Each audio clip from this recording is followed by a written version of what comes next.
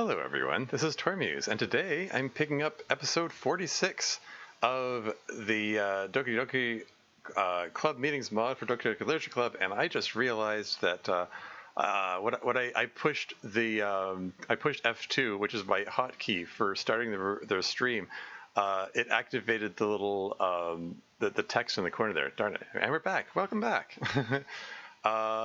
Yeah, those little text numbers there. Gosh darn it! I didn't mean to reactivate those. And now if I push F2, it's going to stop the stream. So I have to hold on. Let me just mess around with this thing here. Settings, hotkey settings. Can we just temporarily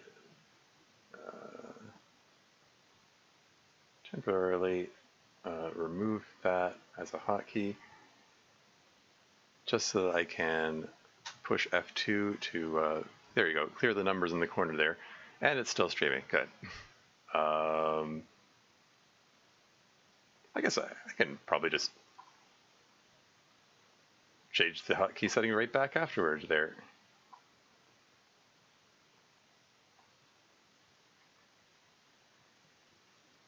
There you go. No harm done.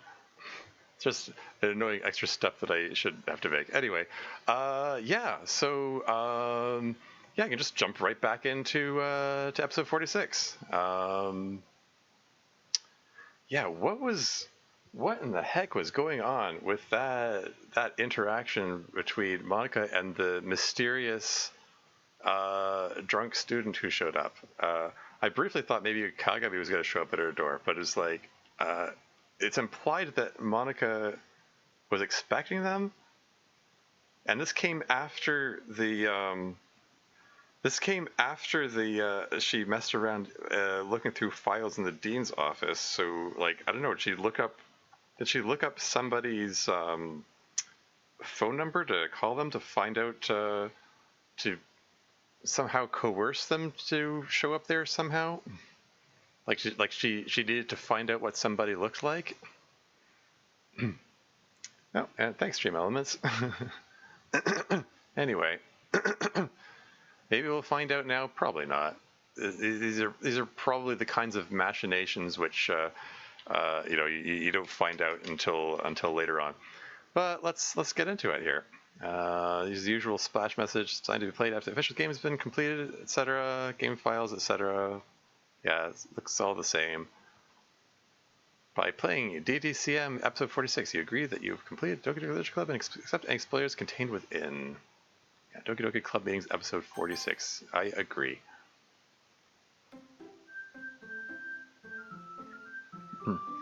Being tired is physical, but I've always thought that being truly wary is what? Frig. I didn't see what that last word said.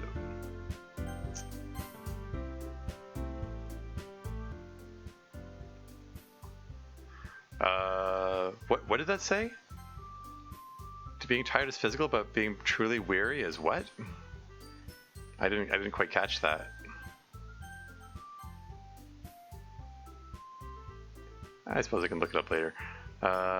Being truly wary is mental? Anyway, let's get right into, or wait, actually no, this thing is going to put an ad break in the first 5 minutes. Shoot, I probably should kill time. It's still not, it's doing the weird thing where it's not displaying the warning that the ad break is coming. There it is. Ad starts in 1 minute and 45 seconds. Yeah, I'll just kill a bit of time, try to reflect on what could any of that mean? Like, what is Monica's plan? Like, she went to the dean's office previously, not to talk to the dean directly, but talk to the clerk, try to put some pressure, like some implied threats of blackmail. That, hey, you know, your office could get in trouble if it turns out, you know, one of your students is homeless and you didn't do anything about it, kind of deal. But then she went to the dean's office and made a comment about knowing who to put the pressure on. Like, is the student that she maybe indirectly enticed to show up at her house. Like, is that like a student who's a relative of the dean or someone in that office or someone connected? I don't know. Like, it feels like a very very strange plan, whatever it is. I mean, we've sort of like I made the comment in a previous stream, like I was comparing different tropes, from TV tropes.org. You got the Batman gambit, where you try to arrange things so that no matter what happens, you win. And then there's the Xanatos gambit, based on the Gargoyle series from back in the day, where the your goal is to trick your enemies into furthering your plan for you. And then there's the Xanatos roulette, which is like what Monica's doing, where your plan seems to be random and it hinges on things you have no control over. Like, who the heck knows what she's doing or what her goals are? That's kind of what it feels like. Where is this going? We don't know yet. It seems to have connections with characters we haven't been introduced to yet. It seems to be setting something up, but what we just don't have enough information to know what's being set up. Like, who is that mystery student? Why were they? Why was it so important that Monica seemingly apparently tricked them into showing up at her place? Like, who's Mariko, for that matter? It was kind of odd. But there seem to be indications that's going to play some kind of and there's the ad. Yeah, it seems that it's going to play some important part in something, whatever. I don't know. And Monica keeps saying, "What are you doing here? What are you doing here?" Every time Ryan shows up, in circumstances where he's it makes perfect sense for him to show up. One for first at the fencing club that she specifically invited him to, and then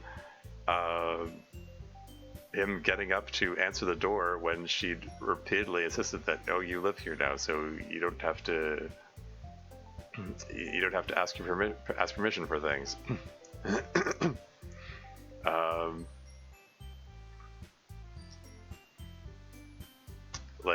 And getting all concerned about people finding out that he lives there was interesting too.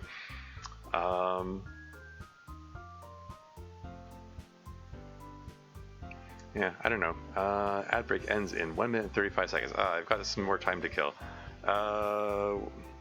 What else can I talk about? I've probably rambled about my wrist for a while. Maybe we can talk about politics for a bit. How about those Epstein files? I've looked through some of the Epstein file stuff that's dropped recently. There's some despicable stuff in there. I sure hope people responsible face some kind of consequences. That it's the corruption runs all the way to the top. I mean,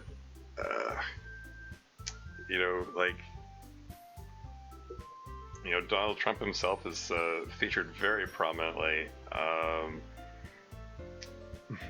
We really created a never-ending renewable source of being pissed off. I know, right?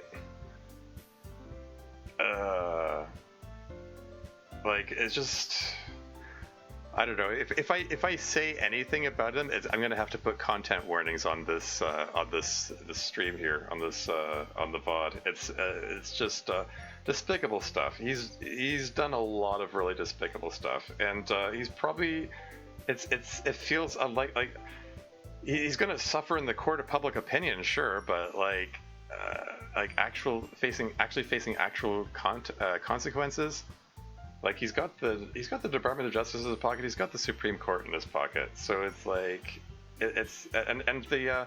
the Republican Party is made it pretty clear they have no intention of impeaching him, and they have control of the House and so on. So it's like, it's just, it sort of feels like everybody's going to get away with everything, and it sucks. There's only so much the general public can do. Like, they can vote him out of office, but it's like, it's largely going to get away scot-free with all his crimes. And everyone else involved is, I don't know, it's just despicable. And someone also made the comment that, hey, just because Jeffrey Epstein died doesn't mean that all that stuff that was happening stopped happening. They probably just moved their organization elsewhere, which is a depressing thought in itself.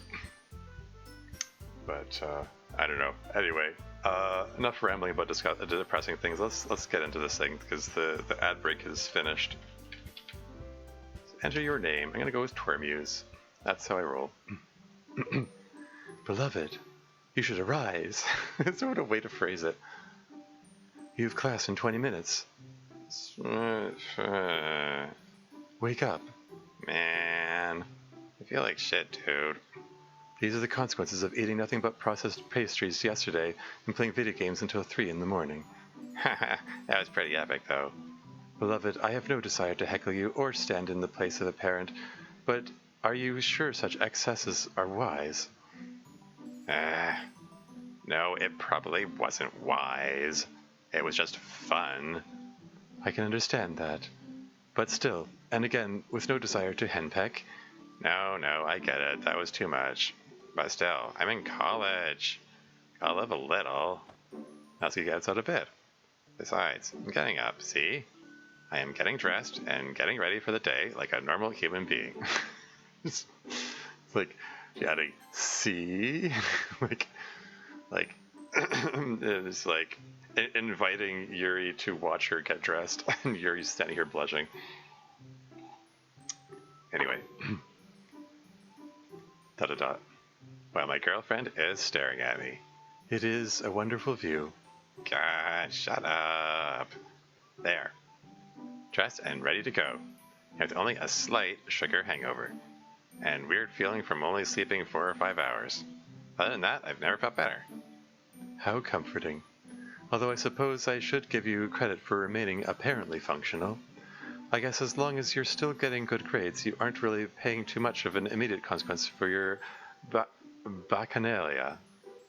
Bacchanalia, that's a heck of a word. I mean, I imagine, like back as in Bacchus, as in like, the god of partying from Roman pantheon. Like, I remember Dionysus is the Greek version and Bacchus is the Roman version, if I recall. But Bacchanalia, that's a heck of a word.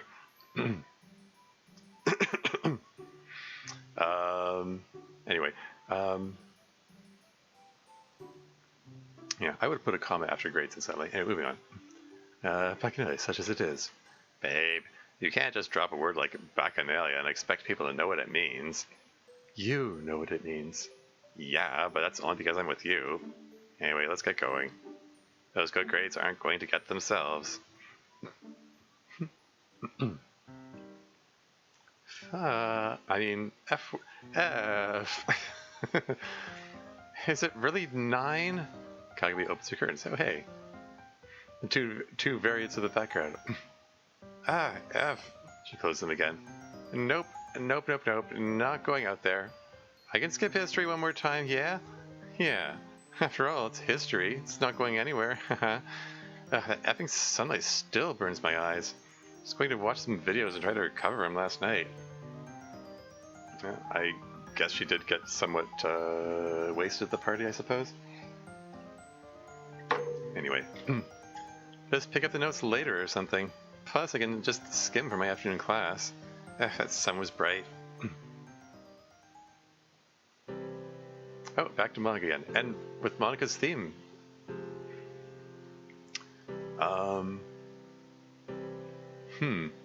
What was the result of that? I mean, like Ryan did get a little pushy at the end about trying to encourage Monica to sleep, but it looked like she just ended up staying up anyway. Anyway, da-da-da. Oh, hi. I'm trying to get up. The problem is, you see, I slept about 2 hours last night, and in general, I think I've accumulated several dozen hours of sleep debt for the past few weeks. This is not the next day, but rather a week or two later. Oh yeah. He's just been doing it a lot? Okay. Oof. I mean, yeah, that's, sounds rough. And that means that, that suggests that, yeah, she slept 2 hours last night, so, again, I've also been doing that for a couple of weeks, I guess. Well, anyway. So honestly, if you told me right now that I could sleep for another 4 hours with no consequences, but I'd have to cut off a toe to do it, I'd seriously consider cutting off a toe. I could lose a small toe, probably, but unfortunately that's not an option. So time to get up again. Should it be an interesting day today? I think I have an idea about the whole time loop thing with Rhea. Is that so? I mean, we're at episode 46 presumably out of 48, so you don't have a lot more time to figure that out. Anyway, I'll tell the club about it and you can hear about it then. I'm still kind of half formulating it in my head right now, but first I need to get to class. Gonna be a long day today. I remember those kinds of long days. Interesting choice of music.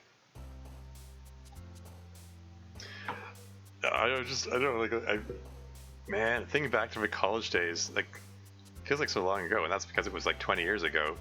Getting like 3 hours sleep a night, and like, yeah, when you're that much sleep debt, having a full day of like school and then like a work shift after or something like that. Those days can feel pretty long. Anyway, that's so awesome. Uh-oh, set order fail. Gonna make a note of that. Sayori's behind MC there. Yeah, we got almost total sausage fest here. Like plus Sayori, like we got MC, Kenzo, and Ryan here. Like the 3 other named male characters who have sprites in this thing. Interesting that they're all getting together here. Oh, the boys, indeed.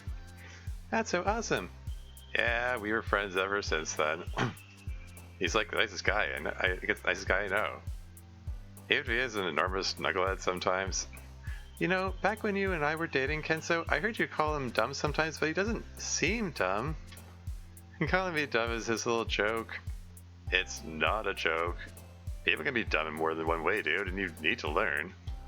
Like, sure, you can get straight A's, whatever, but like, when you were literally sleeping under a bench when people are offering to help you, what is that but dumb? I guess he kind of has a point there. No, he does not. Makes perfect sense to make the best of a bad situation and refuse someone's help if that help could get them into trouble. Whatever, man. Sleeping under a bench is already way worse trouble than anything that could have happened to me. I guess I shouldn't come down you that too hard. After all, I hear you're finally letting someone take care of you these days, and it's Monica. You lucky bastard. She does not take care of me. She's very graciously lets me live at her house. I don't know, man. I hear she was cooking you meals occasionally. Not from her, of course. That's what I heard. Look, we live in the same house. It's just polite. I even cook meals for her sometimes. Cyrus' reaction. She lets you cook meals for her? She must really like you. It's just friendly. Any of you would do the same for someone you were living with entirely platonically. Yeah, but it's okay to admit you're attracted to her, you know. I mean, it's Monica. She's pretty hot. Yeah, she is pretty hot. Sayori. I mean, turquoise mode. I know, right? Like I was trying to think what joke to make at this point. Anyway, no one would blame you. It's not exactly a secret that you like her, dude. And good for you, I say. You should just go for it. Yeah. Just everyone in the room playing matchmaker for Riot here. Anyway, I am once again trying to be respectful to the person who has allowed me into their home in a dire situation. So you should have seen how she acted when I tried to make her a burger. Yeah.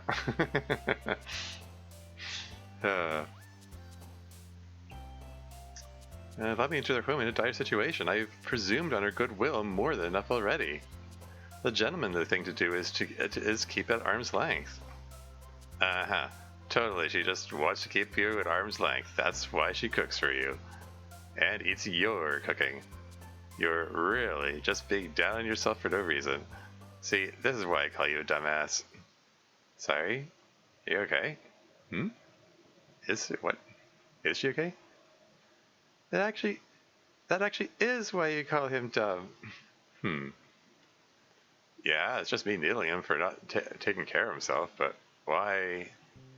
When you used to talk to me about him, I always thought you were just being really negative. Oh, that appears to be a typo. I'm assuming I'm supposed to say thought?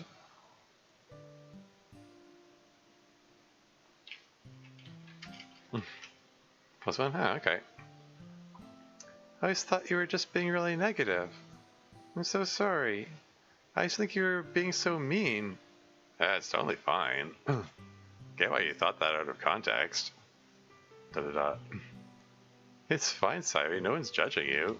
New topic. The coffee here continues to be really good. Yeah, it's pretty nice. It must really be good then. What do you mean? Kenzo really likes his coffee. Ah, I understand. Yeah, it's tough for a coffee place to get the Kenzo seal of approval. Kenzo? Uh-oh. Music's cutting out. Sayori looks unhappy.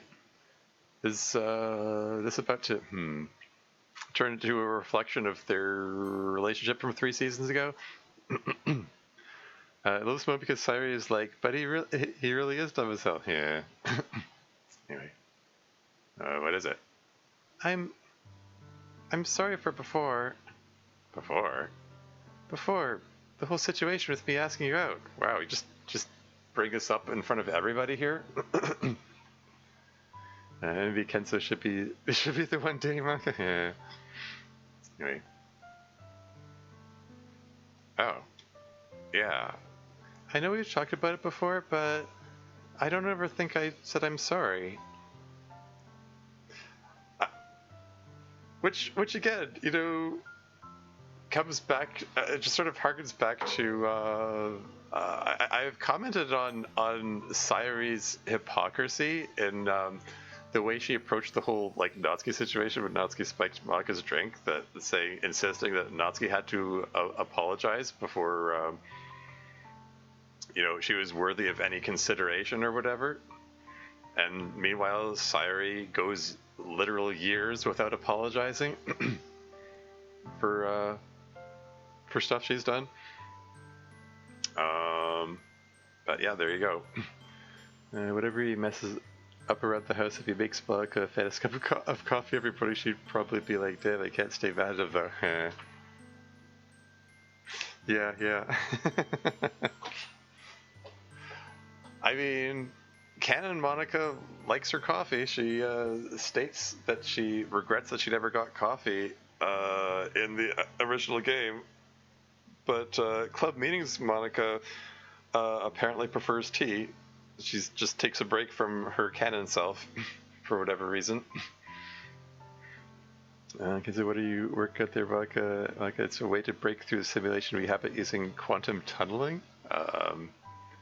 Ken's not comprehending. Cool. Sure. Anyway. I don't think I ever said I'm sorry. You didn't have to apologize in front of MC and Ryan. Yeah, it is a little odd that she chose this moment to say it. It would have been fine to... No, I wanted to do it right now. MC and I have already talked about this a lot. and I kind of figured you would have talked about it to Ryan a lot. Ryan nods gravely. Kids, you should really get some sleep. You can't keep running on fumes. Yeah. Running on fumes. Of course, the car analogy has to be thrown in there. Okay, I never thought about that. Sure. Anyway, Ryan nods gravely. He has. And it came to me just now that I've let too many moments where I could have apologized to you pass.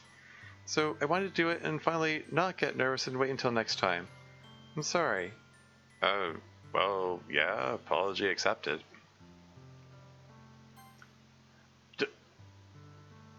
I mean, are we even actually being clear on what she's apologizing for? She says she's apologizing for the whole situation with me asking you out, without further clarifying that. I mean, I've often said that apologies are meaningless if you don't know what you're apologizing for. It's not entirely clear what she's apologizing for. Like, what part of it is she apologizing for? Like, asking him out at all? Like, leading him on?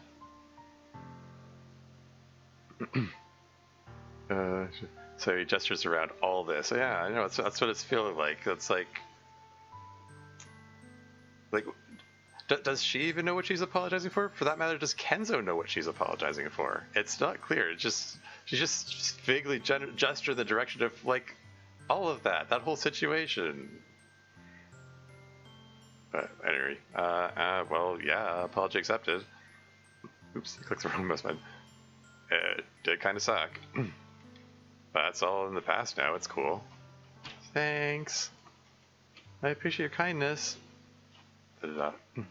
Sorry, I didn't mean to ruin the mood for everyone. Maybe it's time for another new topic?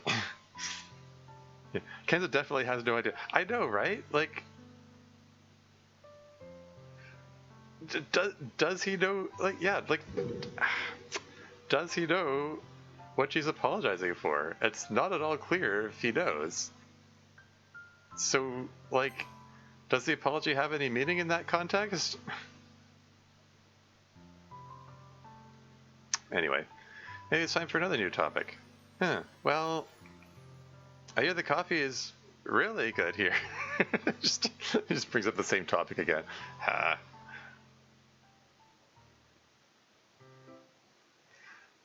We actually wouldn't talk that much about her. Who's zoom in and enhance? Who's in front here? What's that Z order? I don't know. It's not clear. Actually, wouldn't talk that much about her. Wouldn't you agree? Yeah. Even after I told everyone I was dating Yuri, we mostly kind of danced around the topic for the rest of the school year. Because Ikuko was jealous, and I guess you felt weird about it. Yeah. But even then, I thought your happiness was more important than my weirdness. And so it is. Anyway, I don't remember you talking much about Yuri at all. It was actually Ikuko who talked the most shit. Apparently that was because she was jealous. Do you think Ikuko might be gay?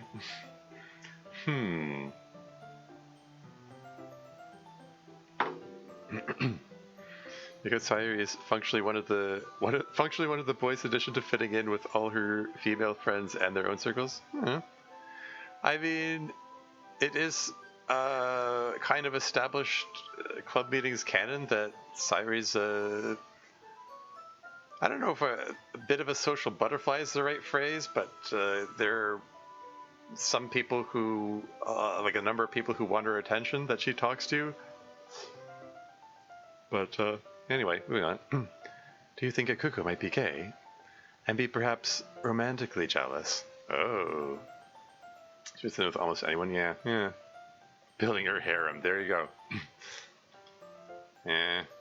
It's possible she is, but I don't think so.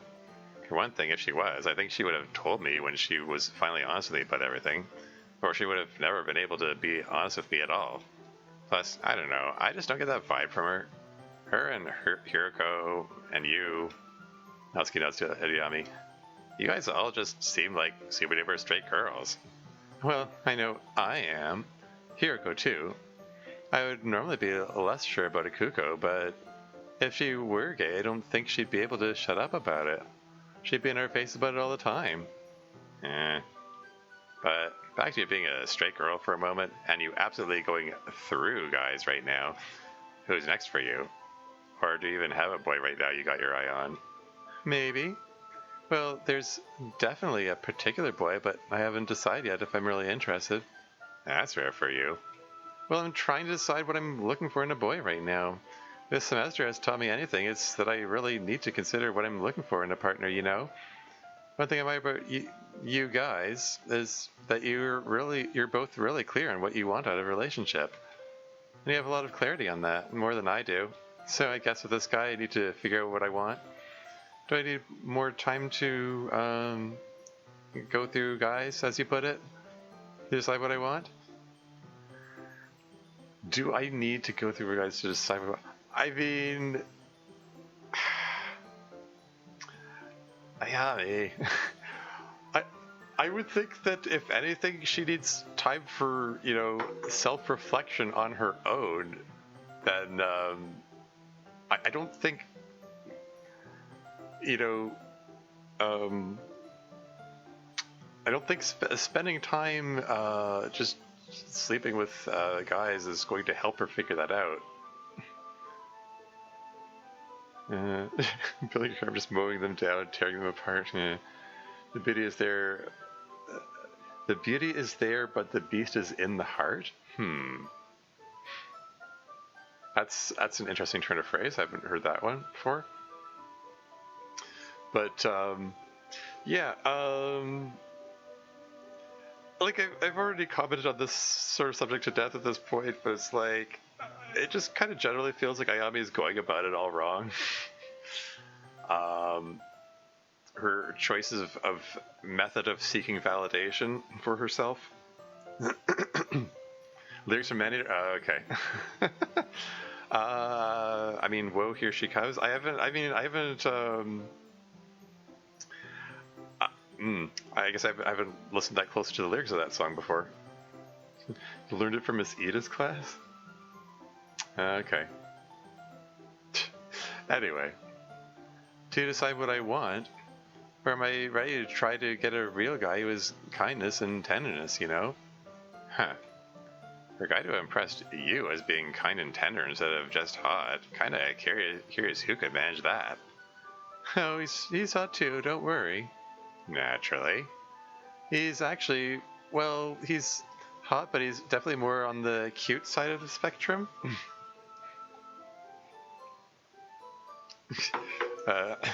Is Sayori just checking out of this conversation here? Is that what this look conveys? Not sure how to weigh in on the conversation of people's appearances. Yeah, your brain cross section whales. Whales.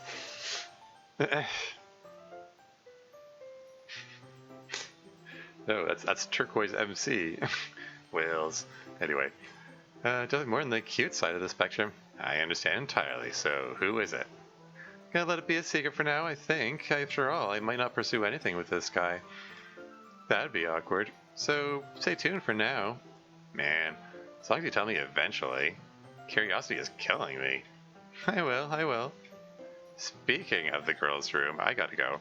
Be right back. And, okay. Natsuki leaving the two, Ayami and Yuri alone for reasons, I guess. I am pleased that your talk with Natsuki went well. Yeah, me too. She actually took it a lot better than I thought she would. Well, Yuri prayed, should abort whale thoughts, engage social program. Yeah. So, do you like whales? Imagine. That'd be funny. So the coffee here is really good.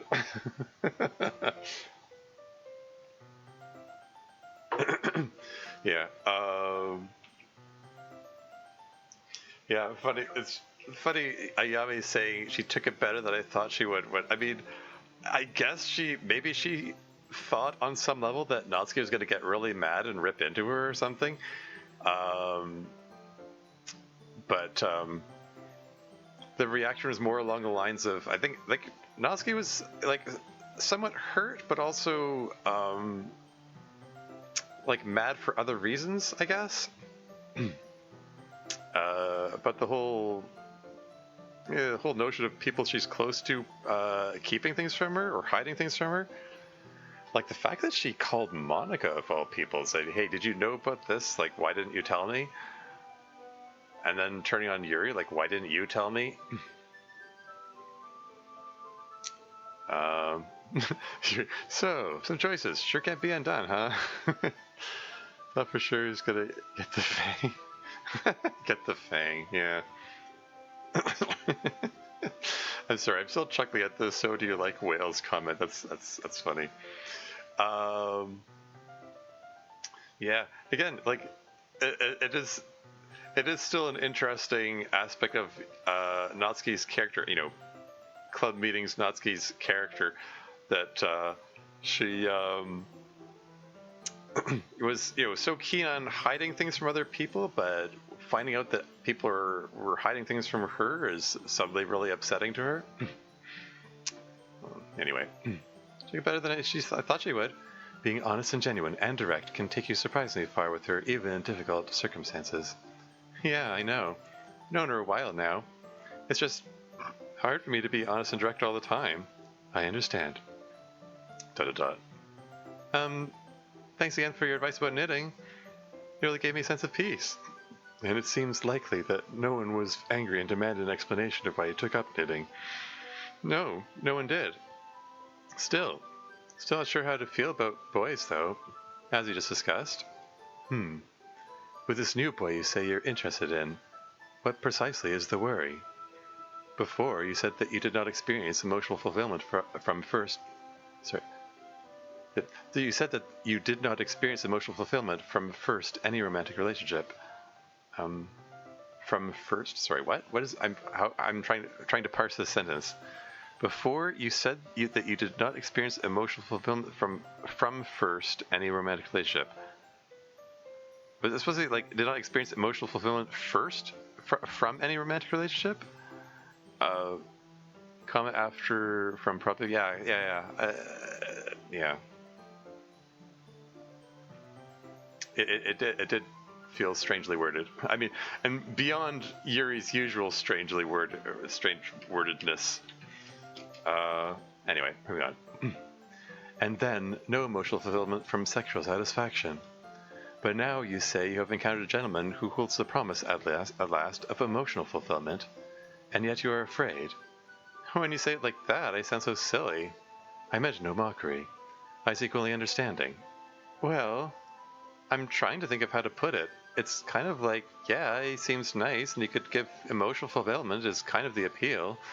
But what I'm afraid of is, what if he doesn't? Yes, well, I mean, that's the risk we all must run when, you know, putting our trust in others, doesn't it? Particularly when it comes to romantic relationships. Anyway. But what if he's a nice, kind man, and I go for it, and he accepts, and I still don't feel anything? Okay, that's another kind of risk, I suppose. That something really would be wrong with me, and I don't know what. I mean, therapy. Go seek therapy. Everyone in this story needs therapy. Anyway. This need you have to feel fulfillment seems so desperate. So what if something's wrong with you? If you do not get fulfillment from something you'd expect to, or that the world has told you you should get fulfillment from, what of it? Not good, not me though. I just need those sweet, sweet machinations. Yeah. I would simply look for fulfillment elsewhere. That's sweet and it makes sense, but I really do want to feel some kind of romantic fulfillment, I guess. It's not just something the world is imposing on me, it's something I really want for myself.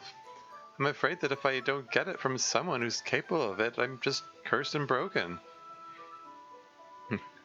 Those Mackies, bro. Yes, the machinations, the Mackies.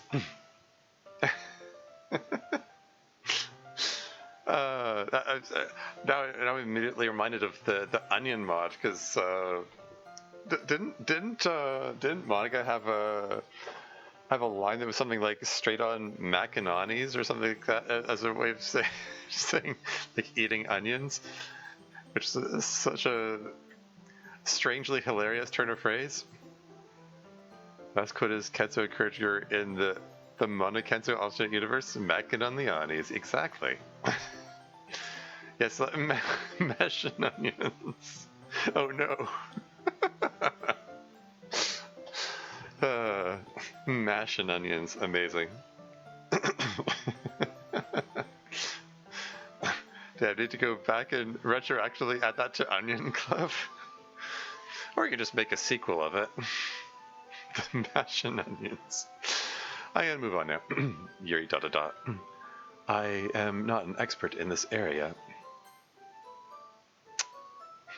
Yeah. But I am led to understand that trial and error is the usual process for romance, and that immediate fulfillment is unlikely. You seem to have gotten it. I am glad you in particular believe that. But yes, I certainly feel fulfilled, even if there really was quite a bit of trial and error to get there, albeit with one person. A bit of trial and error to get there, albeit with one person. That's a neat way of framing it. What kind of trial and error is she attempting with Natsuki? Like, in what sense does she mean that phrase? Anyway, my advice is to try. You can never gain anything in life if you don't try. Yeah, you're right.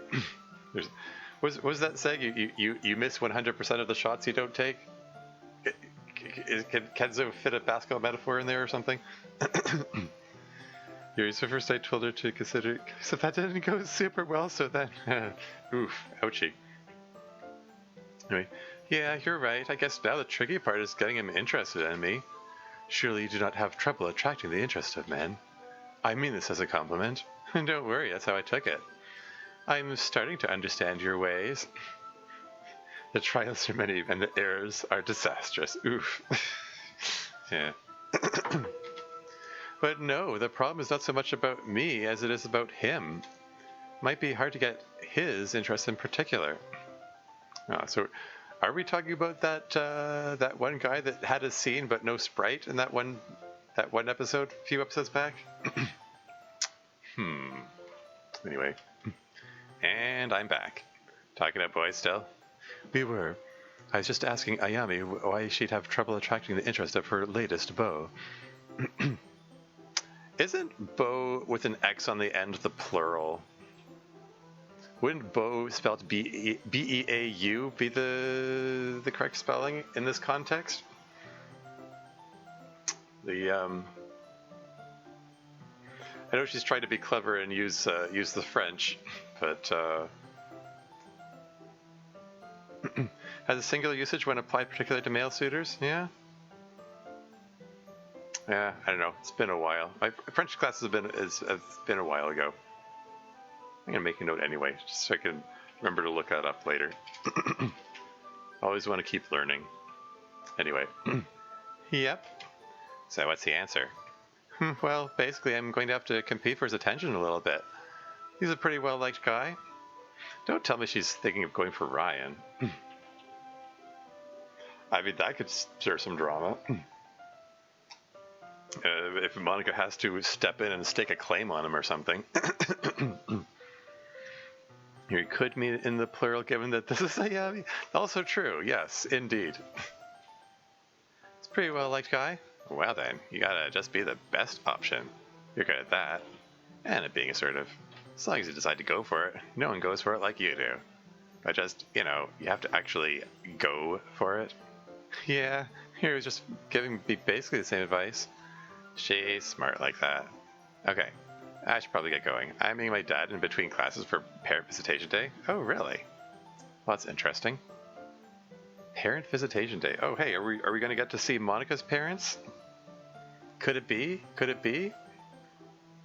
Or are they going to fail to show up again and disappoint her again? And is that going to be a big thing? Like, I can see it potentially being a big thing either way, really. I mean, this is ostensibly Monica's season. Anyway, me and my dad in class for parent visitation day. I mean, what's he like emotionally? Does he seem fulfilled? Anyway, parent visitation day. Yes, the school notified parents that today was an arranged day for them to check in and see how their children are doing at college. Parents can sit in on classes even if they wish. Really? Is that a thing? I mean, I'm thinking back to my own college experience. There was nothing like that. The college I went to. I mean, feels a little intrusive, invasive. I mean, like for a lot of people, like college is the chance to get away from their parents. That seems like it feels like that would be hell for some people. Like sit on their classes. Classrooms even big enough for just any random set of parents to just step in whenever they feel like. Yeesh. As with 8% of season 4, indeed, this is a thing that happened at my college. Really? Okay. The ironclad law is that it was one day. Yeah. School didn't have that. Yeah. Huh.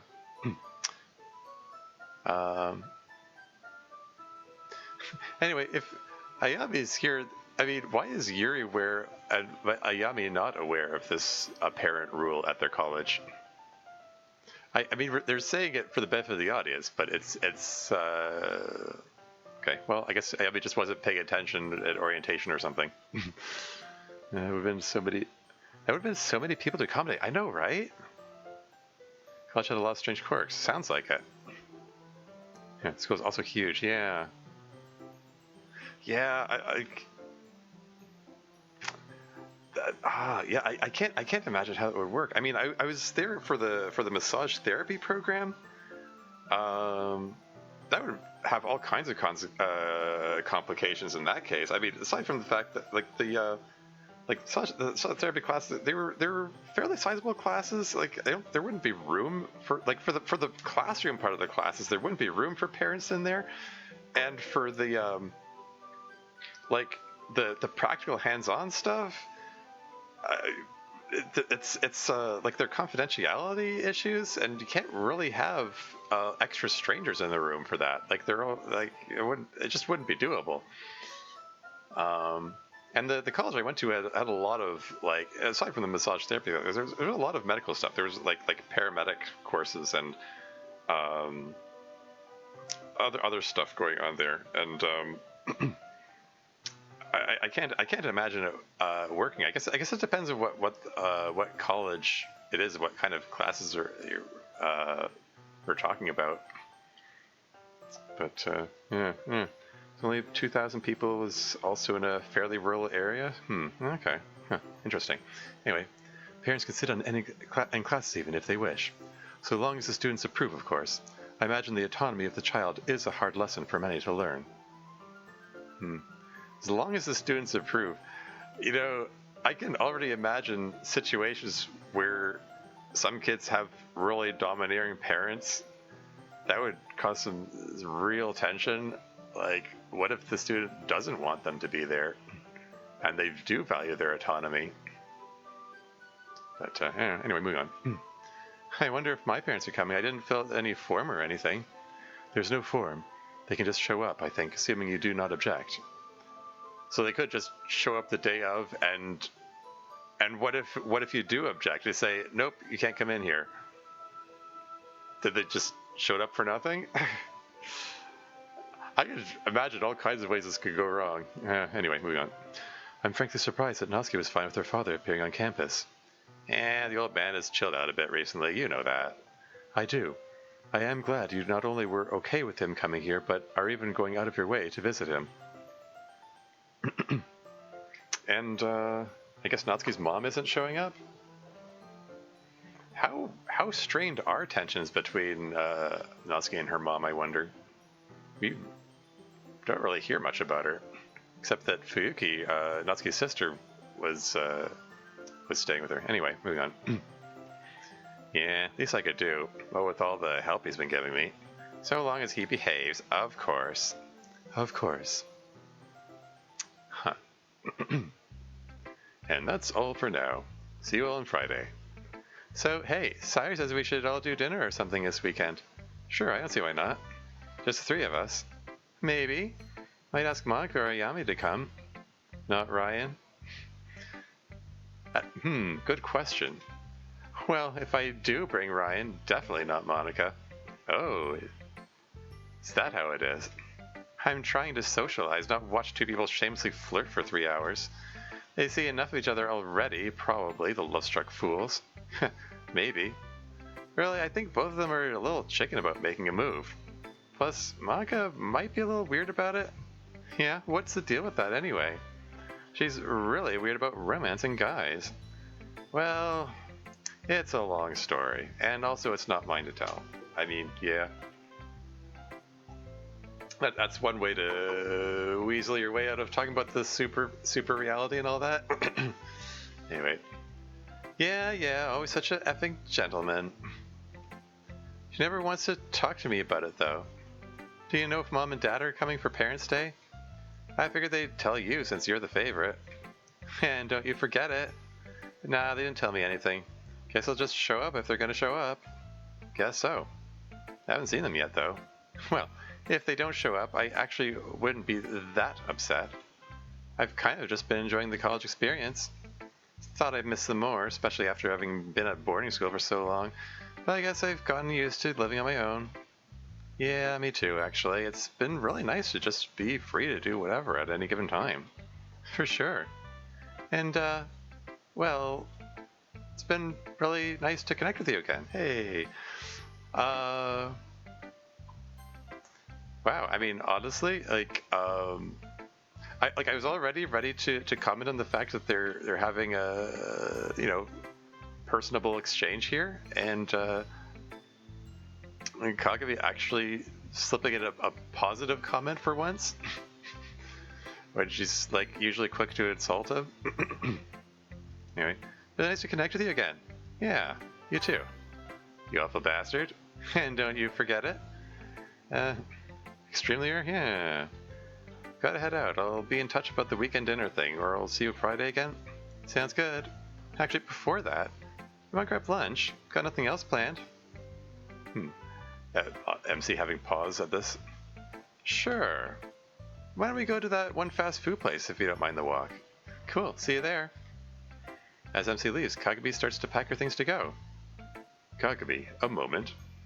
Wait, was the professor still in the room the whole time they had that exchange?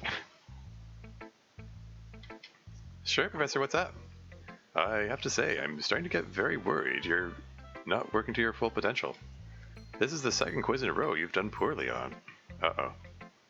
And your mid-tier paper, well, I know you can do better, because I've seen you do better. I mean, yeah, I guess I haven't been putting in everything I could. It's not all that bad, is it? Well, right now, your grade in the class is a C.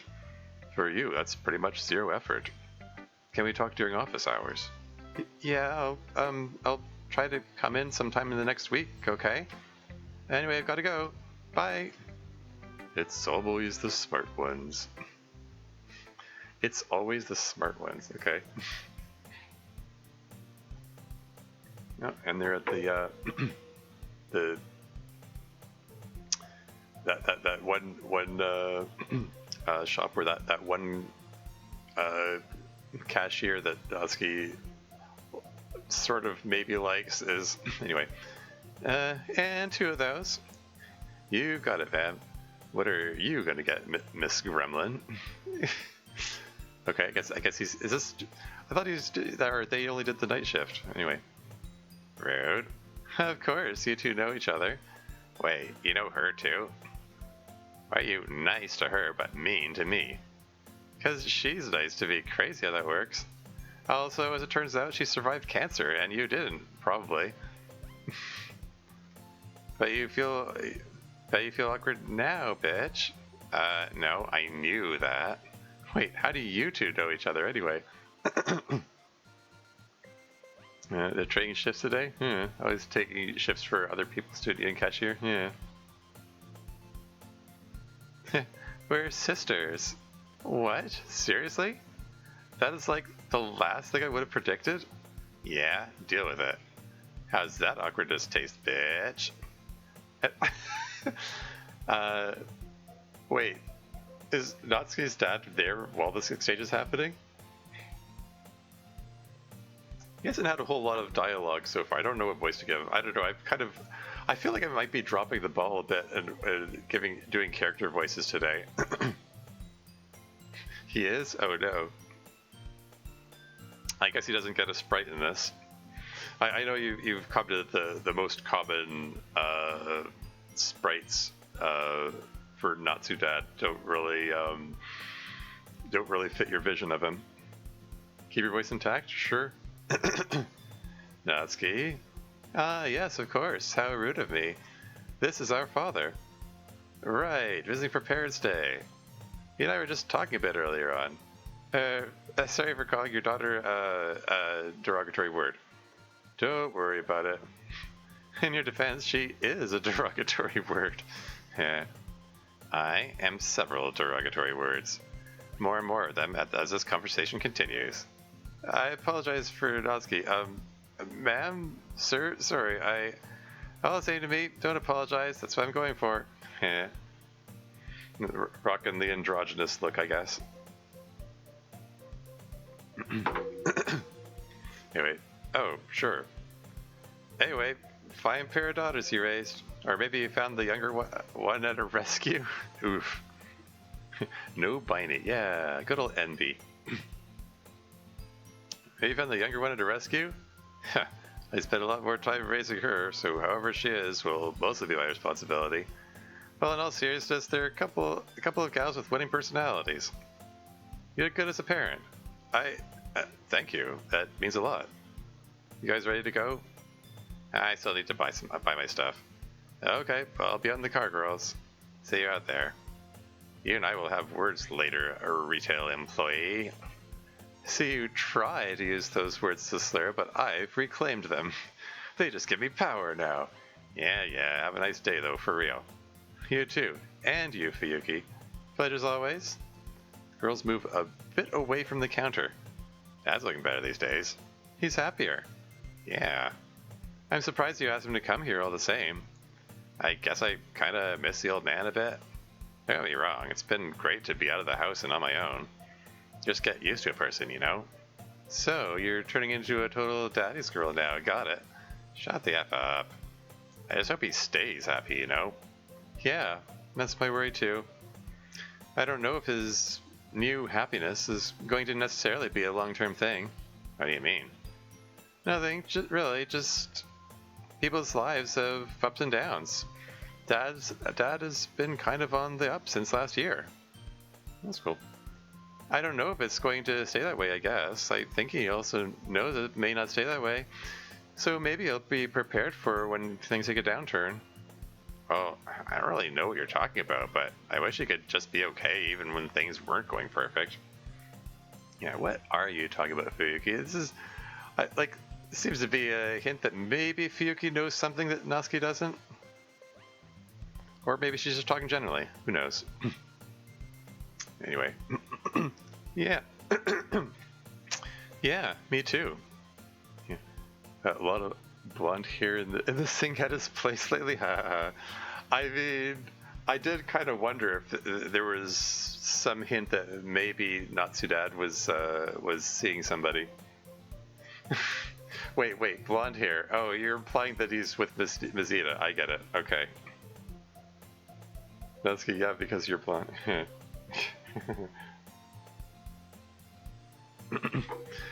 Yeah, there is some kind of running thing about the possibility of Natsuki's dad getting together with Mizita. I don't think there's any hints of that becoming canon, but right. Actually, Natsuki more likely to be like, wait, do you think Mom's been over there? I mean, oof, indeed, yeah. Anyway, yeah, me too. But I think he's working on that. Mom too. Yeah, I didn't tell Mom, sorry. I didn't tell Mom, sorry? Didn't tell her what? But she knows she can talk to me whenever. Yeah. Anyway, let's head to the car. Otherwise this ice cream will melt by the time we swing by both our places. Make sure you leave at least some for Yuri, okay? Tell her her future sister-in-law sends her compliments along with the ice cream. Why is that making Natsuki blush at this point? She's the one who's more likely to eat all the ice cream at once, man. Like, we'll have a package of something in the fridge and then bam, gone in 50 minutes before I even have time to look. Wow, sounds like you're already married. Shut up. I mean, it's been said before that the way Yuri and Natsuki carry on is like a married couple. That's part of the source of the shipping. Anyway, we've got minor key "Play With Me" song playing. Seems to imply that something's about to go wrong at this lunch meeting here. Assuming this is the lunch meeting happening.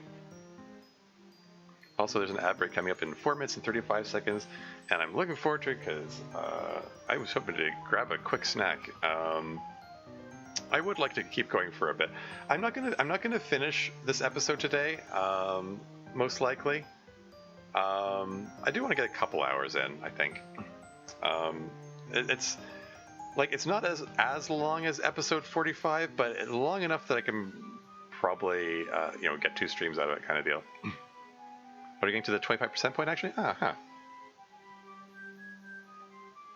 Anyway, so yeah, they both kind of treat each other a little bit like the other one is dumb and they're the smart one.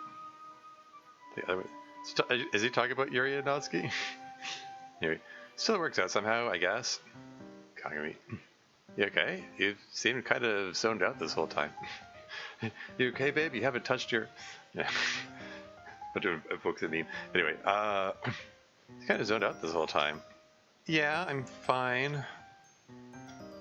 Okay, so you're very clearly not fine. Not a very good liar. My girlfriend is Sayori, dude. That's like maximum difficulty trying to read in someone's face whether something is wrong. I knew it's really obvious. You gonna tell me about it or no?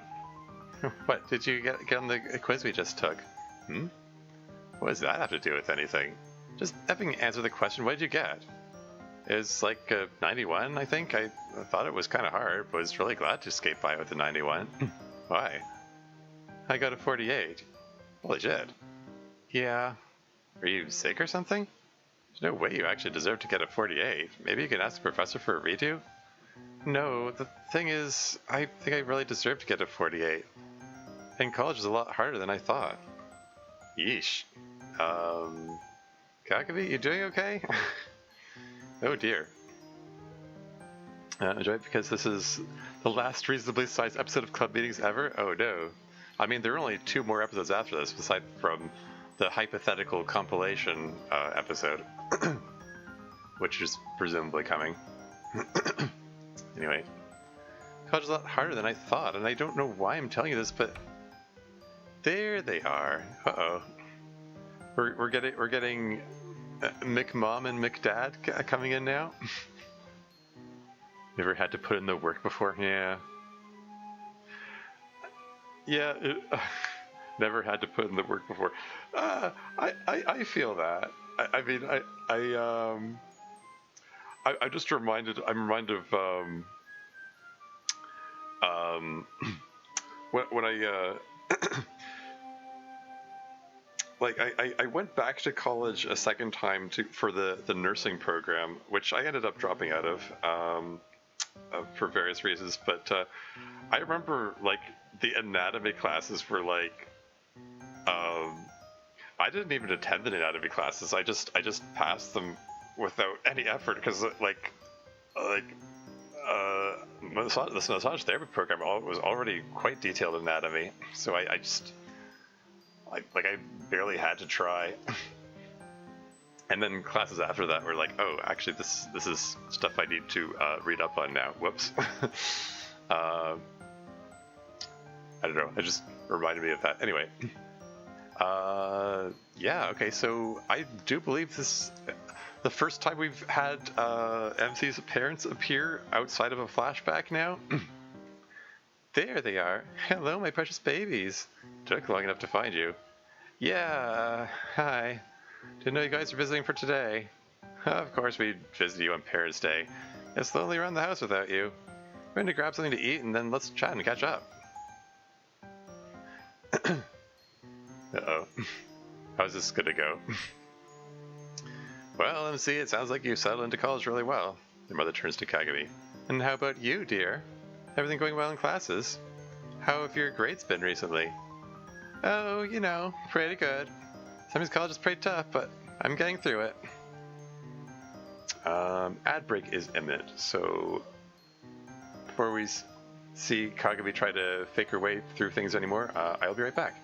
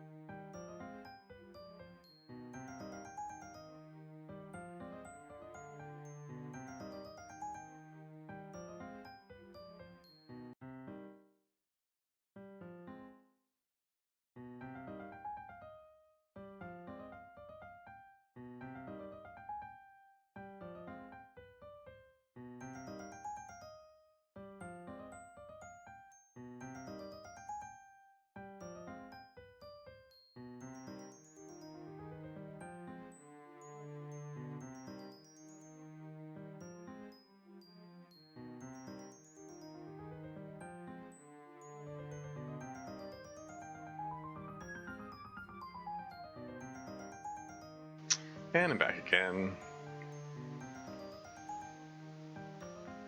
Ads, indeed.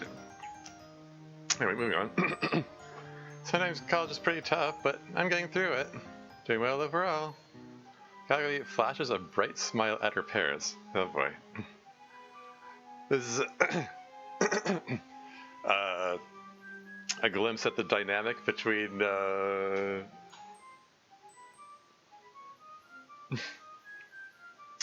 with the MC Kagami and parents in one scene together. Anyway, Kagami, while we were trying to find you, we talked with the professor of your last class. It seems that you haven't been applying yourself. Oh, okay. Is there no confidentiality issue with that? It's just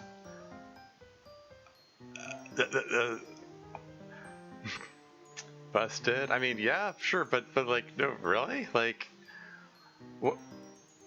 Kagami is an adult student. The college that I went to had pretty strict rules about confidentiality about grades and stuff. Even if they're parents, like, is that really a thing that's part of the culture here at the college? They can just the parents can just go up and ask them about their grades and so on. Anyway, moving on. So you haven't been applying yourself. We were so sad after how brightly you shine in prep school. Is it the structure? Do you need more structure? That might be it. Having so much freedom all at once is a lot to deal with. Although MC is dealing with it very well, it seems like. Yeah, very proud of you, son. Yes, and you still have your stable relationship, and you've really done well at the— Stop it. Hold on. Was Kagami focused that whole time? I just noticed, like, the defocus there. I have a feeling she didn't defocus after the last line. Yeah, stop it. MC? ... question mark? She was focused that whole time? Whoops, yeah. This isn't your business anymore. I mean, yeah, it isn't. It's kind of up to Kagami. I'm liking her. Was focused on liking her classes, ha ha ha, yeah. Yeah.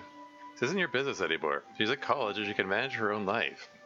Son, we're still her parents, and we still— Yeah, true, you are her parents. Just like you're my parents. You're doing the same thing to her now as you've done to me for years. Playing favorites. We do not play favorites between you. You're both our darling babies. Maybe you don't do it on purpose, but you do it. Instead of taking her aside and in private expressing your concerns, which is what you should have done, if you should have done anything about this, which I don't think you should, you decided instead to confront her about it in front of me. Then you immediately followed up by contrasting her with me and praising me in front of her. I mean, yeah, man, MC calling the parents out. Like, hey, you know that toxic pattern of pitting your kids against each other that you've been doing for our whole lives?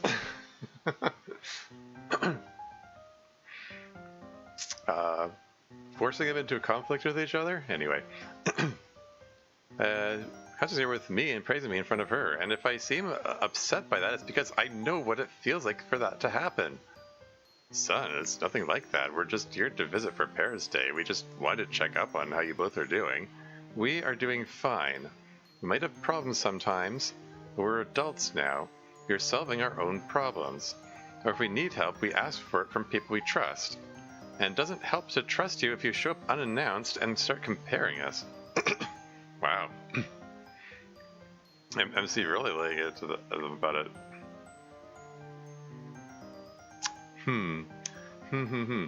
That's, I mean, like, there's a definite sense that this is, like, this is the conflict which has been brewing for a long time. Yeah, sure, that character growth, brother. Yeah, I mean, yeah, This is years of resentment coming up from us. Exactly, yeah. No, I can say that I know what that's like. I mean, I actually fairly recently had a conversation with my own dad about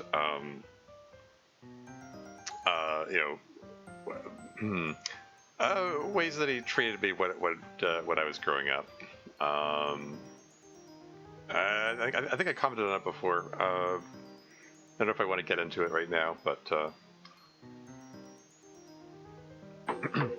don't know if it's as I can't say if it was it's as cathartic as I would hope it is for MC in this circumstance. Anyway, moving on. Show up unannounced and start comparing us. I got a class in a couple minutes, and so does Kagami, right?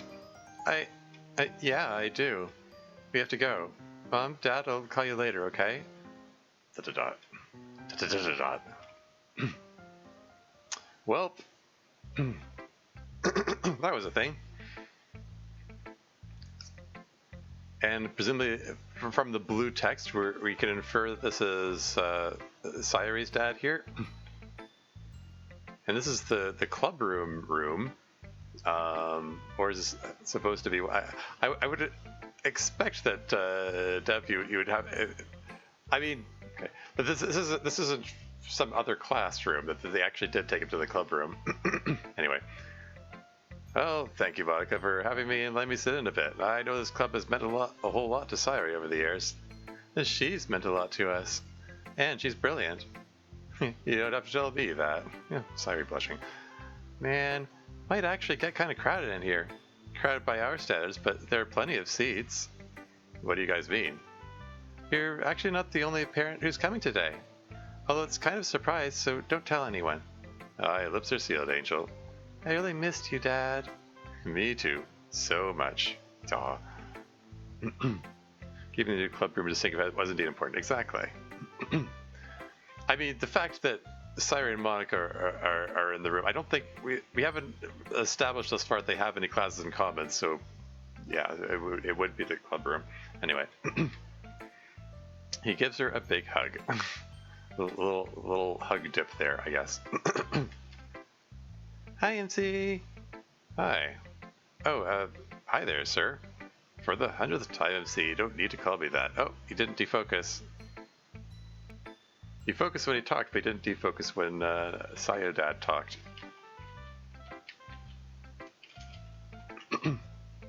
Anyway. Or did he? I swear. Wait, did he focus when he talked? Maybe I just need to review that. Alright, other way around? Did I mix it up? Okay. You never focused to begin with? Okay. I knew there was some kind of focus issue happening there. Anyway, hard habit to break, I guess. Is everything okay, MC? You look a little upset. Oh, nothing too bad. My parents came and talked to me and Kagami, and... Oh, it was that whole thing again, huh? No, it was an entirely different thing. They did their whole... Are you saying this right in front of Sayori's dad now? Anyway, they did their whole thing, but the other way around. To Kagami this time, because she had got a bad grade on a quiz. Oh. Did Sayori just fail to defocus there?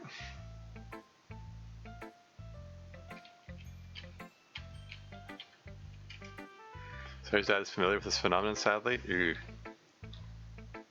Anyway. Yeah, I got kind of upset and even yelled at them a little. But anyway, we can talk about that later. That we can. Yeah. Did you happen to see Yuri on your way in, MC? Or Natsuki, for that matter? Nah, I wasn't exactly looking for them, and this building is complex. But yeah, incidentally, it suddenly occurs to me, back in episode 37, Natsuki did carry out a big scheme to arrange for her to be moving in with Yuri and Natsuki without anyone being arrange for them to move in with each other without anyone being the wiser. And part of that involved, like, keeping. I believe part of that involved keeping Natsuki's like dad from meeting Yuri's parents kind of deal. Like, are they still gonna have to work around that, I wonder?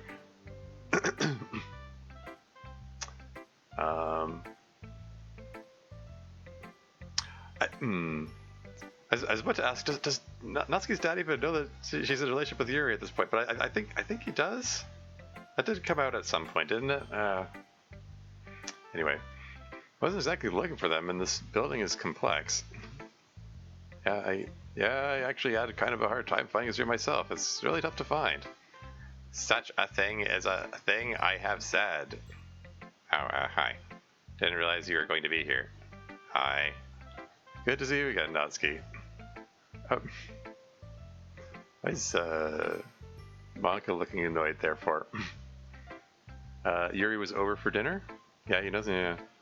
Brought him beer from her folks? Where's Yuri? She had to hit the restroom. She'll be right here. Hello, all. And especially you, my gorgeous beloved. Yuri. Sayori's dad is here. Yuri glances at Sayori's father. Yes, I saw him as I came in. I'm afraid of being embarrassed before him by the magnitude of my love for you. I don't think he'd mind. Little Yuri mouth dot there. And Monica still looks annoyed. Remember from her folks that was in a vignette? Okay. It runs together a little? I haven't, again, I haven't watched the vignettes, I'm afraid. He wouldn't. He has to put up with me and MC whenever we're together.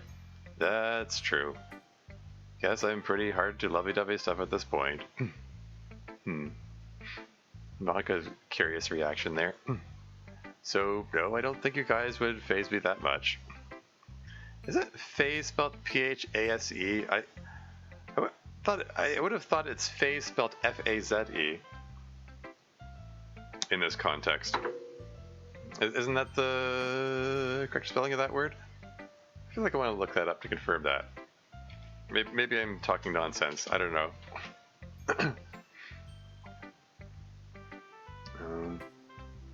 Like it doesn't faze me, as in it doesn't bother me, it doesn't affect me. I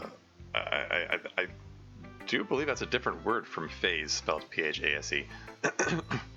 Like after enough time passes, I forget what was vignettes and what was season 3 proper. I always thought phase and phase verb were interchangeable. Okay. Plus one? Oh, okay.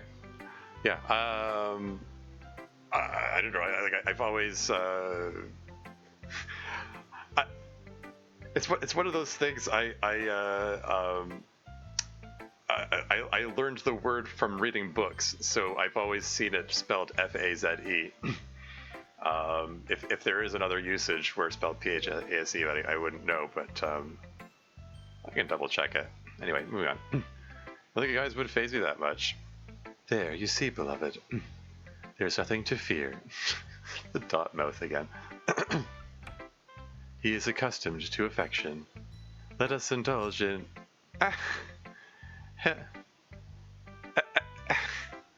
Hello, Yuri. Mother. Father. I did not expect you. Monica was kind enough to arrange a little surprise visit for us for Parents' Day. Was she? Monica looking a little smug at that. Oh yes, she's very kind. Well, sorry for being all flirty in front of you with me then.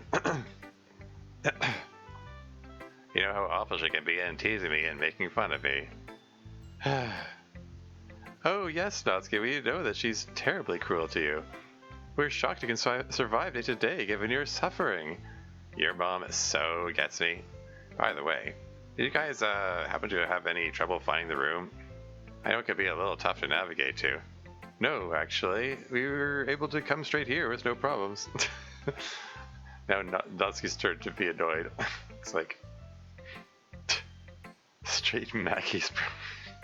Right. Yes, I know the machinations. You come straight here with no problems. Ow. Well, with all our expected guests out here, I suppose it's time to start off the club. No other parents are coming? So Monica's parents didn't show up. For that matter, where's Natsuki's dad?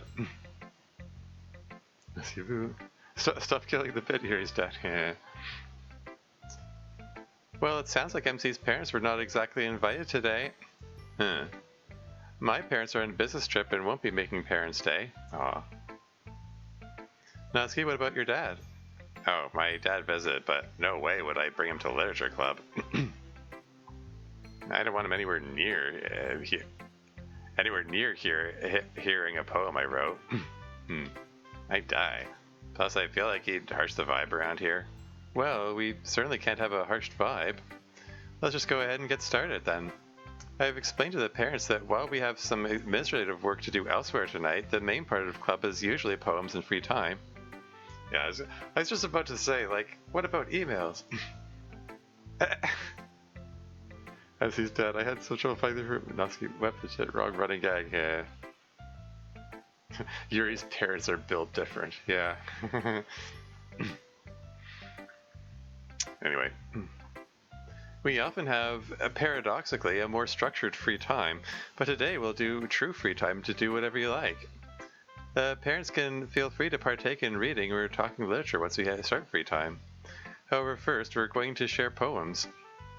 For poems, we have a rule which will be fairly firm. When we share poems, we do it openly and with trust and love for the people who are going to read our work. Oh boy, they wrote about knives this week. That was the poem theme they chose. That's a heck of a topic to choose for a session where parents are expected to be present. Anyway. Trust and love for the people who are going to read our work. Most of us, when we write, don't often do it with plans to share it beyond the circle of friends. And we only trust a circle of friends to give us feedback. So, when someone shares a poem, you may hear others in the club give feedback, or guess at the meaning of a poem, or otherwise deconstruct it. What we must ask of you, as a rule, is that feedback on poems is for club members only. Okay, the 5 of us only. Well, of course, you're welcome to listen to the poem itself as well as the ensuing discussion. Please do not participate in the discussion. Interesting. That's an interesting boundary to set there. +1 typo coming up? Well, not typo, but wrote an incorrect name? Oh, really? Huh.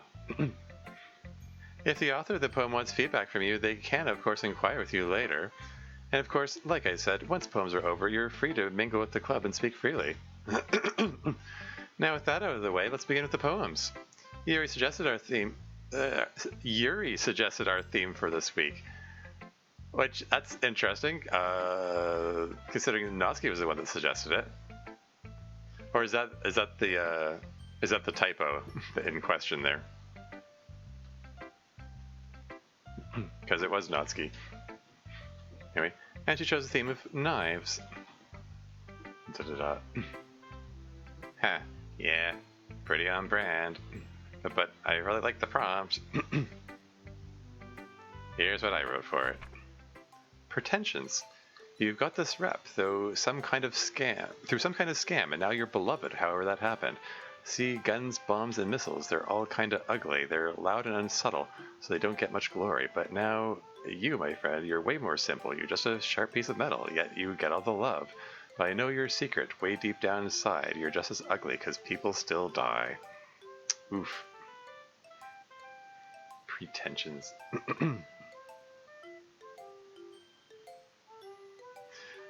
And yeah, like, even though it's about knives, there is some metaphorical like it's sort of metaphorical. It's touching on the whole don't judge a book by its cover kind of deal. Like there's more to you than what appears on the surface kind of deal. With the Natsuki sticker at the end. Trademark Natsuki cynicism, yeah. Anyway. Ooh, potential drama. You don't like knives, but Yuri does. Nah, I'm fine with knives. It's just, I don't think they're better, Like, they can be just as ugly as all this other stuff. You don't get this magical aura of being sophisticated and classy just because they're simple. Still a weapon you hurt people with. I mean, some people use knives to cut food. It's not just a weapon to hurt people with. Anyway. But knives are so much more than weapons. Most of them aren't designed to be weapons, let alone used as weapons. They're a tool, and there is an elegance in their simplicity. Whatever evil may be in them is no more than...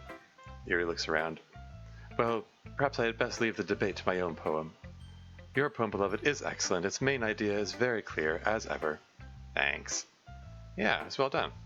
Thought the meter was really cool, although at times the quasi-rhyming confused me. Yeah, that wasn't on purpose. Honestly, I just couldn't think of a good rhyming way to say what I wanted to say. When rhyming starts to take away from the point rather than add to it, I just cut it. So to speak.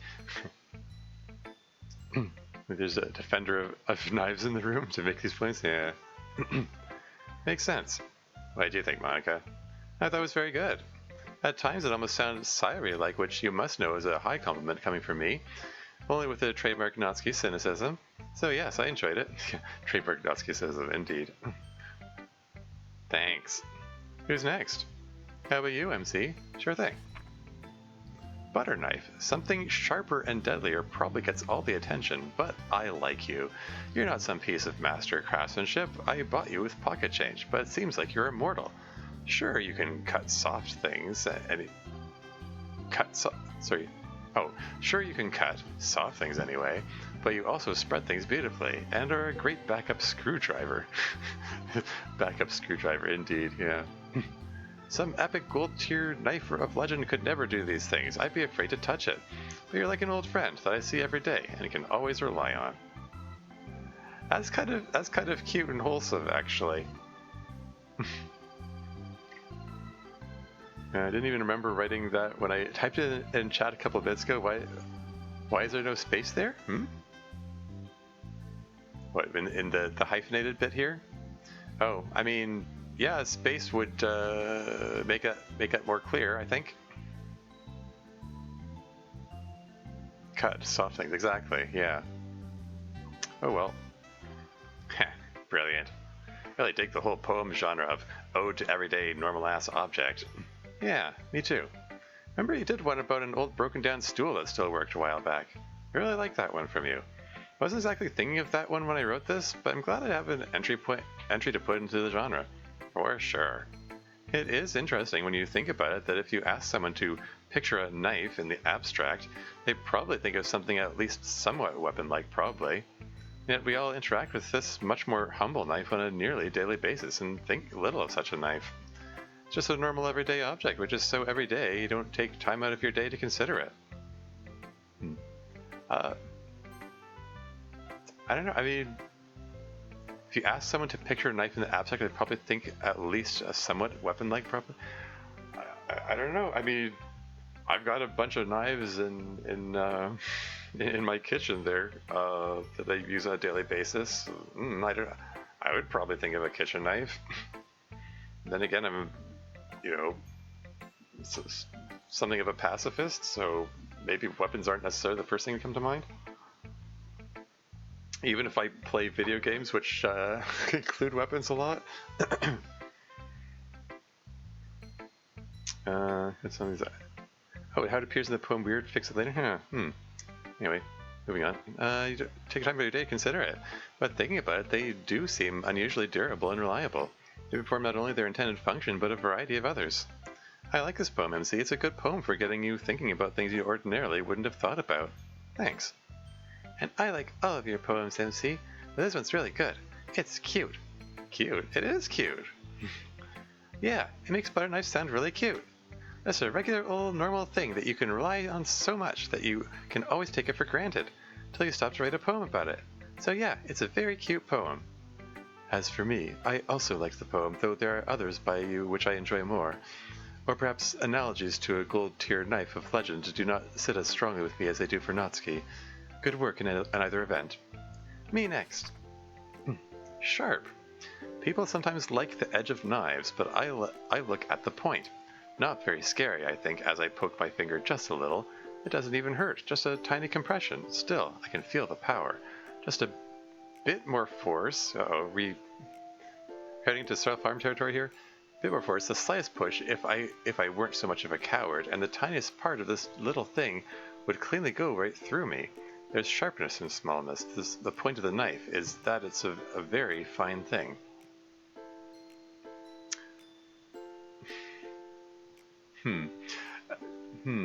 Yeah, I mean, read the comment earlier that, wait, I look at the point? Is there a Star Wars reference in here that I'm missing? You already commented on it, darn it.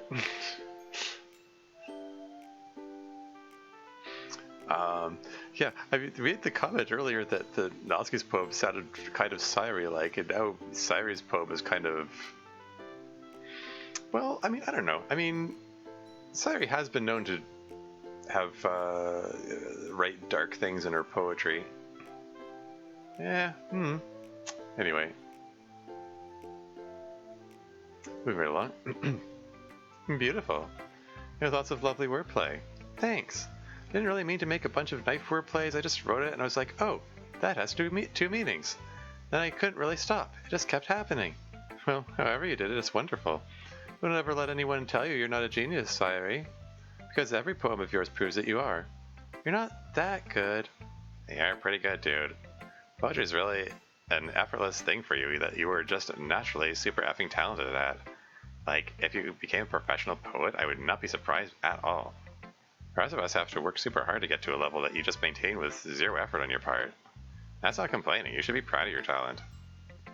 Oh? Is Dark Sayori's creeping in? You know what? Actually, yeah. I am pretty good at this. I would never say I'm better than you guys, but I'm pretty good. Oh yeah, you are. Don't ever forget it. That little dark Sayori look there, briefly there, and her dad's ellipsis there, kind of makes me wonder, is she putting on a brave face because her dad's present, or is that her trying to adapt her knowledge from her therapy sessions, like, and not immediately discount the compliment? Anyway, moving on. I share my Natsuki's opinion. It is thought-provoking and has great depth which is hidden, and its use of specific words is quite marvelous. I'd say it is exceptional work, except all your work is exceptional, it seems. Sayori's blush. So much can be read into those ellipses. I know, right? Yeah. And what could I say about your brilliance that I haven't said 100 times before? You are a genius. Every time I write a poem, I'm always thinking so much of how good your poetry is and not wanting it to be completely trashed by comparison, so I have to work hard to produce something that's even worth being in the same room as your work. Your poetry is really good, MC. If it ever is, it's only that way because you inspire me, bud. We're getting dangerously close to breaking a rule of no flirting in the literature club. I figured we'd let Yuri get the last poem for Knife Poem Week, so I'll do the next one. Here's mine. Through empty space. A knife is a tool for cutting, but what is cutting? Cutting is the separation of things, but what does it mean to be joined? Nothing can truly be cut. The edge of the knife passes between atoms, not through atoms. A knife cuts through space, not through matter, setting adrift two things that used to be close, not joined. A knife is a tool for increasing distance between things that were never together, and not for cutting. Okay, interesting. I mean, yeah, they're like atomic and molecular bonds hold matter together, and the knife is separating them by severing bonds for increasing distance between things that were never together. Yeah, and it's it's like they say that, like 99% of the universe is nothing. I mean, like, even considering the space between the parts of an atom, like between the electrons and the protons, there's incomprehensible amount of space for the size of the electrons. These kids keep making chemistry metaphors. Yeah, where's Masita when you need her? Yeah, she should be present. It's like the honorary mom friend of the club. Anyway.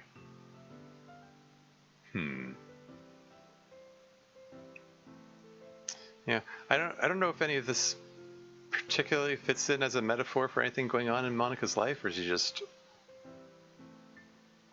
felt like being scientific about it. I don't know. I'm just gonna move on.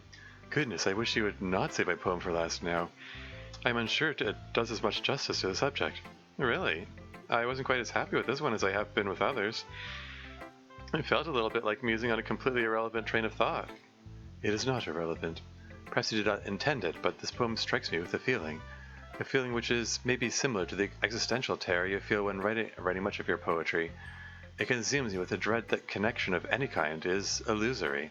Yeah, that's one way to interpret it. Things being separated appear falsely joined. Yeah. Anyway, and a knife is merely a prover of that truth. Thanks. I didn't expect anyone to be so fired up about this poem, even you. It is wonderful. Yeah. It's like a super smart person poem like Yuri writes sometimes, but I get it. Oh, I know full well you get most of my poems. Do not self-denigrate. Okay, yeah, eventually I do get most of your poems, but sometimes I have to think about it for a long time. This one I got right away. It's kind of sad. It is kind of sad, sorry about that, but I tell myself... Sorry. I tell myself, well, it's not really that sad an idea, given everything. I did kind of wonder, we did have a moment where she sort of, collapsed into Ryan a couple episodes back. But otherwise, she hasn't really given any indications that her sleep deprivation has affected her. Just threw a yawn in there. Anyway, I tell myself, well, it's not really that sad an idea given everything, because, well, I'll have to think about how to word what I'm thinking. Maybe I'll talk about it later. It's basically a total prose poem, but it still seems to have a hint of a rhythm to it, which I can't really pin down. Was it designed, or did you just kind of write it by feel? It was designed. It's always designed with Monica. I don't think she's capable of just writing something by feel. I guess it depends on what you mean by feel. Sometimes I really do write without a design in advance or even much of a plan. I just write wherever my thoughts take me. But then after I do that, I always go back and design it, basically retroactively. Yeah, that's the way to do it. Write that first draft so you can go back to it and make it look like you knew what you were doing all along. Anyway, so in a way I'd say you're right. By the time it gets to the audience, my poetry has always been designed. Yeah. Never said it was a bad thing, though. I think your poems being that way is one of their biggest strengths, including this one. Thank you. But now let's move on to what we've all doubtless been waiting for. Time to see what Yuri did with her knife poem. I wish you would not put such expectation on me.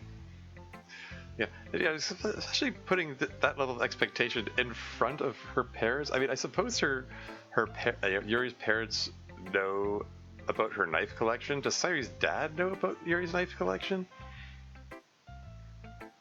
I'm sort of presuming they don't know about her self-harm habit. Anyway, I requested this theme not because I wished to shine, but because I wanted to see what you would all write. She's just playing along with the lie that she's the one that requested it. That seems un-Yuri. I mean, unless she requested it privately of Noski before Noski brought it up, and we the audience were just not privy to that conversation. I mean, I thought Yuri's whole deal was she was uncomfortable with lies. Anyway, just make a note for later. Put something. Anyway, my poem is truly nothing special. We'll be the judge of that. Now let's have it. Very well. A riddle. Look at the blade, clean and well polished, gray but shining, as though the moon were the sun. And what will you see? Drag the dull, flat part across your naked skin, cold and electric, and what will you feel? Hold the hilt in your hand and think on potentials. Work war, creation, and destruction, and what will you be? The answer is the same, for there's nothing special about a knife, which isn't you. The answer is the same, yourself.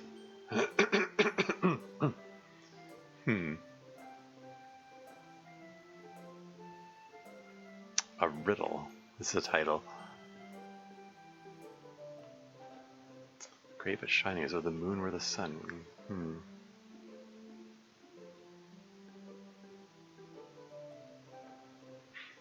Oops. Cool. Okay. Huh. Very deep. I mean, it definitely wasn't like the grand epic poem I thought you might write. Remember your old poem about tea? I thought we were in for one of those. That's really profound, even though this is a shorter poem. I'm glad. I know you all liked that tea poem when I wrote it, but it was inelegant, unwieldy, too long.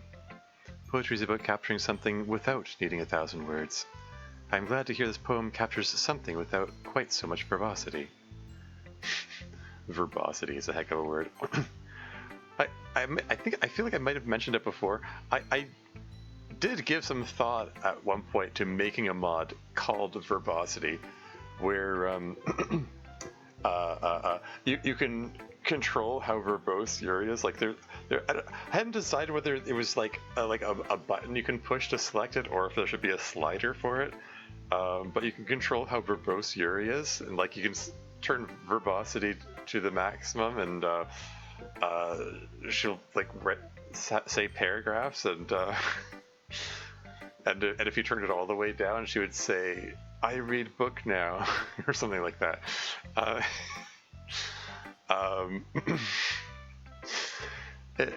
don't know. It was a funny idea in my head. I don't know if I'd ever actually make such a mod, but could be fun. Anyway. So if I'm reading it correctly, the idea is that knives are whatever we put into them, really, or maybe whatever we get out of them. 100% committing to the mega collection idea. Committing to the mega collection idea, where it's club meetings, but Natsuri was properly foreshadowed.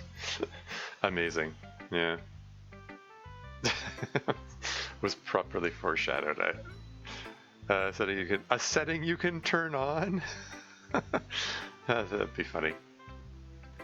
Maybe whatever we get out of them. By the way, knives have the characteristics of the humans who make and use them. Indeed. Wow.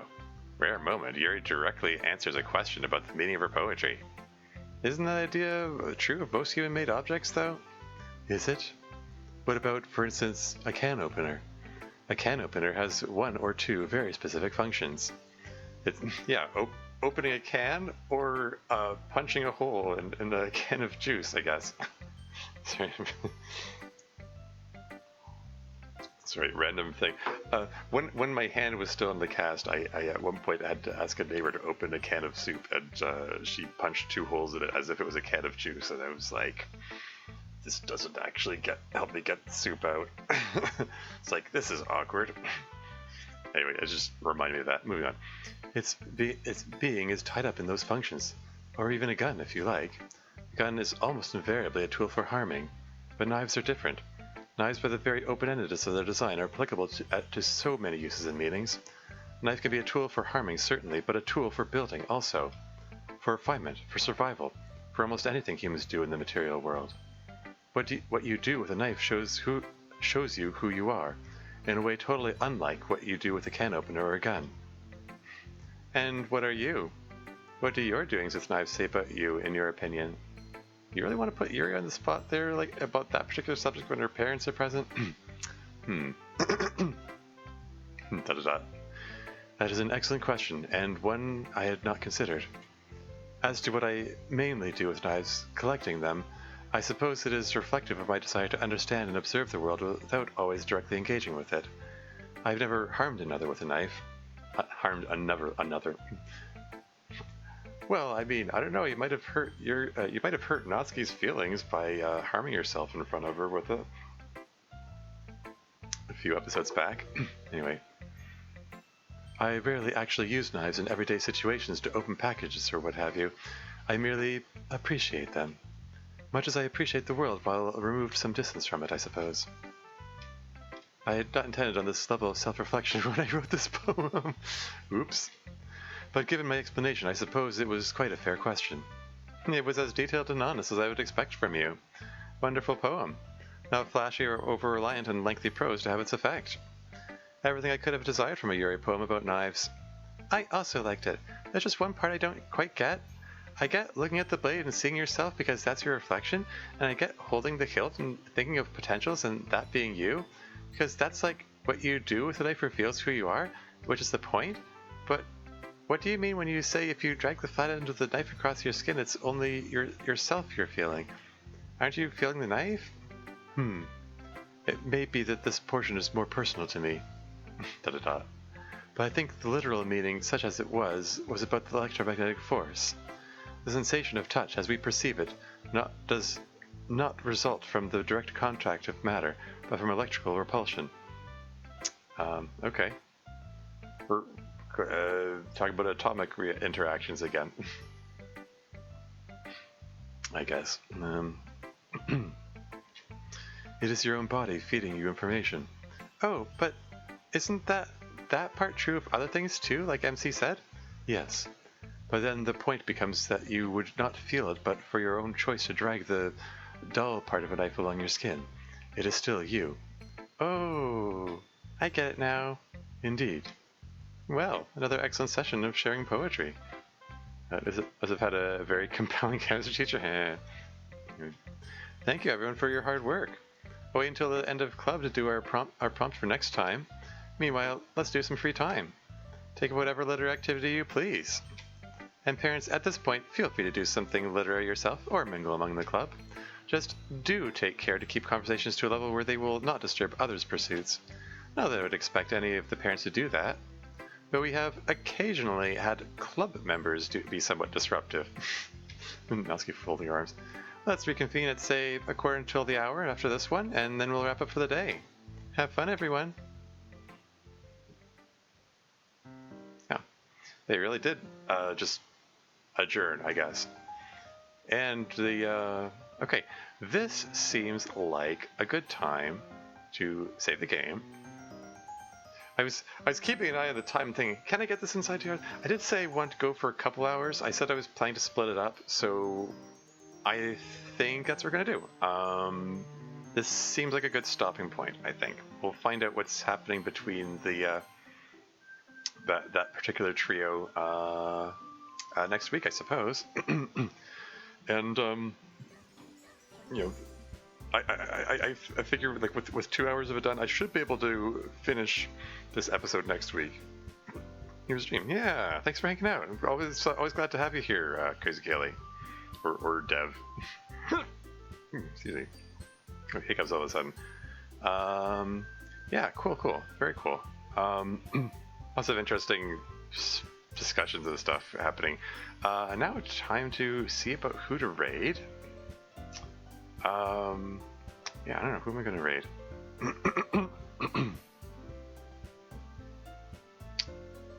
We can go over the usual suspects. I'm thinking, probably just gonna raid Sylph. I'm just out of curiosity. I'm just gonna check the DDLC tab. Oh wow, I'm the only one streaming DDLC right now. Okay, never mind then. Yeah, let's just raid Sylph. She's playing Raven's Watch, roguelite game. She's someone I know from the Chaos Forge community. That's like Doomarel and Jupiter Hell, and that sort of deal. She's cool.